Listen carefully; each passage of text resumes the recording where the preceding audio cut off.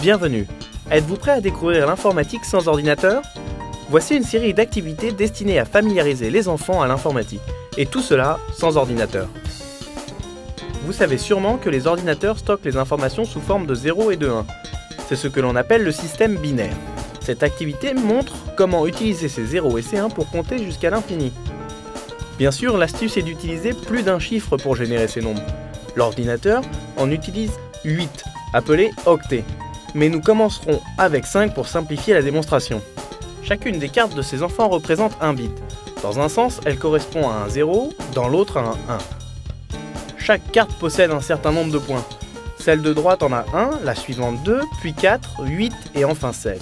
Il suffit de compter le nombre de points pour déchiffrer le nombre associé à chaque combinaison. Par exemple, si la personne montre les 8 points de la carte, il faut ajouter 8 au total. Si par contre c'est la face noire, on ne la compte pas.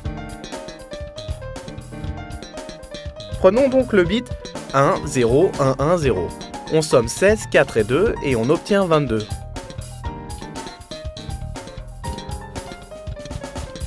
Ici, 1, 1, 0, 0, 0 en binaire correspond à 24, 16 plus 8. Pour convertir un nombre décimal en binaire, nous partons de la gauche vers la droite. Par exemple, pour le nombre 25, nous retournons la carte contenant 16 points, car c'est plus petit que 25. On fait 25 moins 16, il reste 9. La carte suivante étant 8, on peut donc la retourner. Il ne nous reste plus que 1.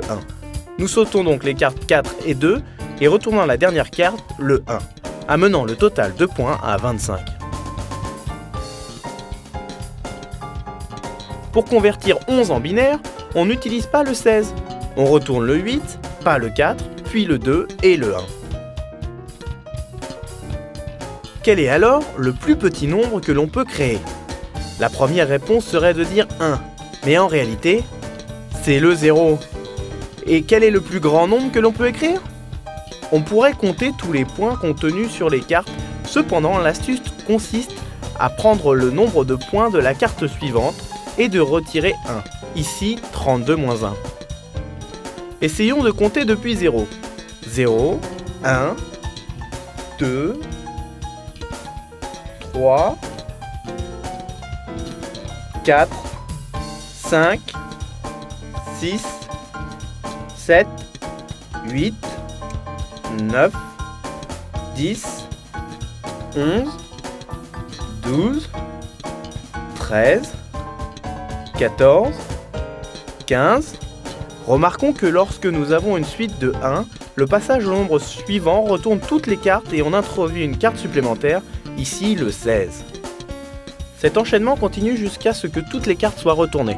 Nous ne sommes alors plus capables de générer le nombre suivant. Nous avons besoin d'une carte supplémentaire pour aller plus loin. En ajoutant une autre personne, nous pouvons maintenant compter jusqu'à 63. À chaque bit que nous ajoutons, on double le nombre final, 127, 255, 511, 1023. Ok, donc en utilisant 10 bits, on peut compter jusqu'à 1023. Pour obtenir 1023, toutes les cartes doivent être retournées. C'est la raison pour laquelle les informaticiens trouvent que 1024 est un nombre rond. En réalité, un kilo-octet équivaut à 1024 et non à 1000. Bien entendu, vous n'avez pas besoin d'être nombreux pour tenir les cartes. Vous pouvez vous exercer tout seul de cette façon.